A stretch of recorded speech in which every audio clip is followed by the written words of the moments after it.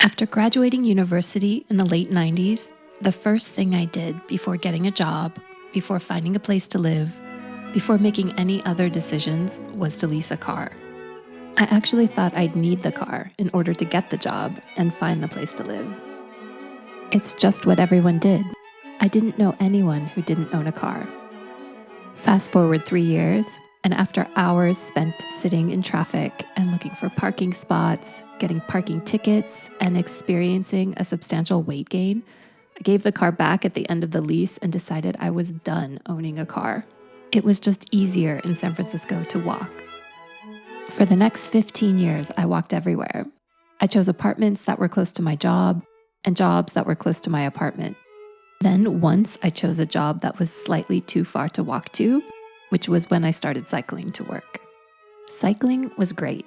I felt like a kid, free as a bird. I got to work quicker than I would have walking or with public transport, but it was sweaty and I ruined a few work shirts, and I didn't love my uphill commute home.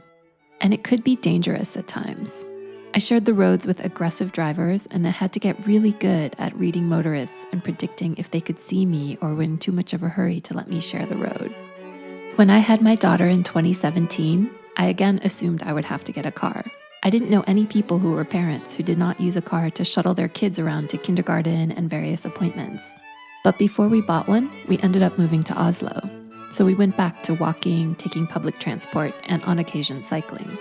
And then in March 2020, we were asked to avoid taking public transport during that first year of COVID. We started cycling more than ever, but Oslo is a hilly city like San Francisco, and it was because of this that we decided to get electric bikes. We bought Kalkoffs because they had big batteries. They looked chunky and boxy, and I had to get used to their Back to the Future car vibe. They were a big purchase, but we told ourselves that they would be our car. And they have completely turned into our car, but better.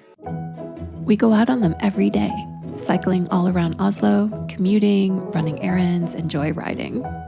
We take our 5-year-old daughter along on them easily, and we've found ways to haul big boxes with them. It's not just that they're a fine replacement for a car, they're a massive improvement from it. The assisted ride is fun and makes us feel like we are excellent athletes. We zoom up and down hills without sweating. The feeling is akin to using the moving walkways at airports. We feel superhuman, naturally powerful and fast. Because it's so fun, we cycle all the time, sometimes all day. When I first got the e-bike, I worried slightly that I would miss out on exercise and I would become lazy and out of shape. But just like walking, e-cycling engages the core and gets the heart rate up a little without breaking a sweat. Because it's so fun, it makes us do it longer. So many days after hours of cycling, we go to bed with that delicious fatigue one feels when they've done a great day-long hike. Today, my commute is around 12 kilometers. I take the scenic route. I cycle even in the rain and snow throughout the whole year. It's definitely more challenging in those conditions, so sometimes I'll take public transport. But on those days, I miss my bike. What's my takeaway from getting an e-bike? It is absolutely the best way to get around, and I believe they are the future of mobility. More of us should give it a try and make them our primary mode of transportation. With them, we will be collectively happier, healthier, and better to our planet.